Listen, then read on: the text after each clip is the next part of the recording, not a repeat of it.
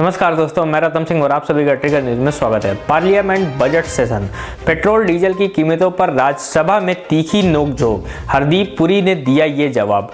राज्यसभा में पेट्रोल और डीजल की बढ़ती कीमतों को लेकर केंद्रीय मंत्री हरदीप पुरी से सवाल पूछे गए, जिसके जवाब में हरदीप पुरी ने कहा कि सरकार लगातार उपभोक्ताओं पर बढ़ते बोझ को लेकर कदम उठा रही है।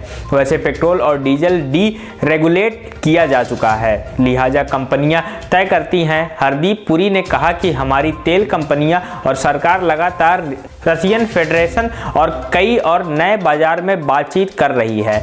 उम्मीद कर रहे हैं कि जल्द ही नए बाजार खुलेंगे और उसको लेकर जो असमंजस की स्थिति है वह दूर होगी। आनंद शर्मा ने कहा कि जब जीएसटी लगाया गया था तो चर्चा यह थी कि पेट्रोलियम प्रोडक्ट को भी उसमें शामिल किया जाएगा। जवाब में पेट्रोलियम मंत्री ने कहा कि इसको लेकर काफ़ी चर्चा हो चुकी है। यह मामला जीएसटी काउंसलिंग के तहत आता है और इस पर चर्चा भी हुई, लेकिन यह चर्चा आगे नहीं बढ़ पाई। कई राज्य इसके लिए तैयार नहीं हुए। यह राज्यों को भी तय करना होगा। सरकार यह सुनिश्चित कर रही है और आगे भी सुनिश्चित करेगी कि उपभोक्ताओं पर कम से कम भार पड़े। कांग्रेस सांसद छाया वर्मा ने कहा कि पेट्रोल और डीजल की कीमतें सरकार तय करती है।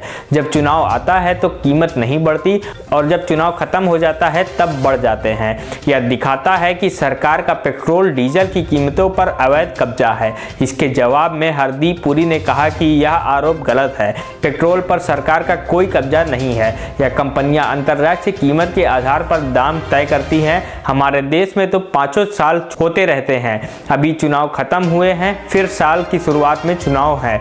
जो तेल कंपनियां हैं वह बाधा के आधार पर कीमत तय करती हैं। बता दें कि हरदीप पुरी को कुछ दिन पहले ही एक विपक्षी नेता ने कह दिया था कि चुनाव खत्म होते ही कीमतें बढ़ जाएंगी। इस बयान से अचानक तेल की होर्डिंग बढ़ गई, जिस पर उन्होंने कहा कि इस तरीके के बयान सही नहीं है। केसी वेणुगोपाल ने कहा कि सरकार इस तरीके से टैक्स लगाकर देश को लूट रही है, जबकि पुरी ने कहा कि कौन लौट रहा है, इसका जवाब जनता ने दे दिया। 57% उम्मीदवारों की जमानत जब्त हो गई। आप सभी का इस पर क्या कहना है, हमें कमेंट बॉक्स में जरूर बताएं। अगर आपने हमारे चैनल को अभी तक सब्सक्राइब नहीं किया तो प्लीज उसे सब्सक्राइब कर लें और वीडियो को भी लाइक कर दें। तब तक के लिए जय हिंद, जय भारत।